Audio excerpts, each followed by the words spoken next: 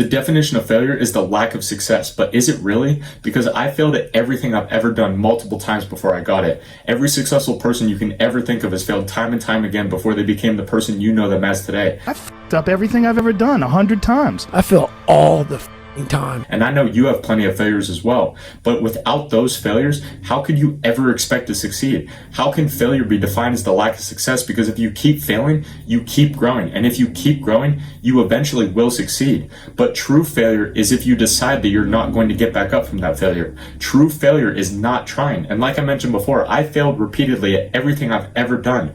I've posted a YouTube video every single day since I started this channel back in April, and there were multiple days in a row where I would not get a single view.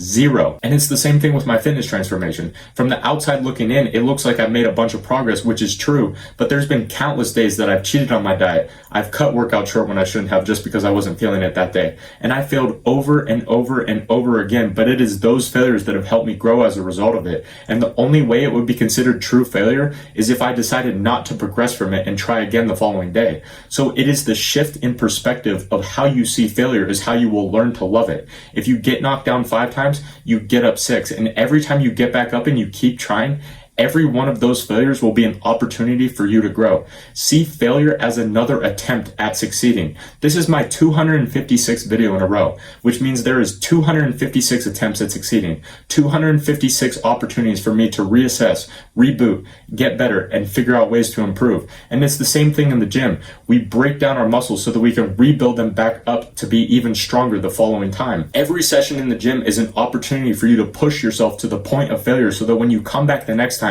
you can do more weight, more reps with more intensity, and continuing that cycle over and over again is how you will get the results that you want. So if you're failing right now and you think that this failure is the end of the world, remember, nothing changes and nothing changes, man.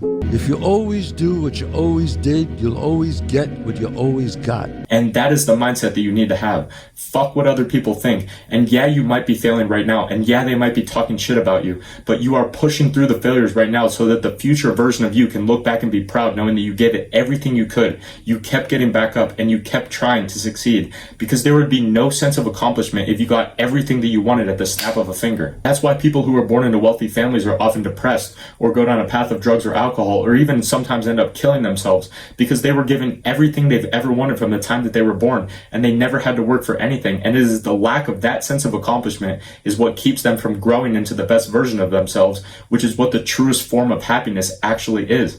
I failed to stop procrastinating for the majority of my life. I would push off doing all of the hard tasks until tomorrow, but tomorrow never came, which added to the anxious feeling of failure because I felt like I was falling so short of my true potential. But now I realize that most of the time, I'm not going to feel like doing the shit that I need to do. There's very rarely ever going to be a time where everything in my life aligns and it's just easy to go to the gym or easy to sit down at my keyboard and do the work. And if you want to achieve your goals as bad as you say you do, you can't rely on that inconsistency of only doing the work when you feel like it. So why not start now? Time is going to pass regardless. And you can either look back and say, I wish I would have started earlier, or you can suck it the fuck up, start now, and be proud of yourself for doing it when it's all said and done. And I used to overthink everything and I would always wait for the perfect moment in order to start taking action.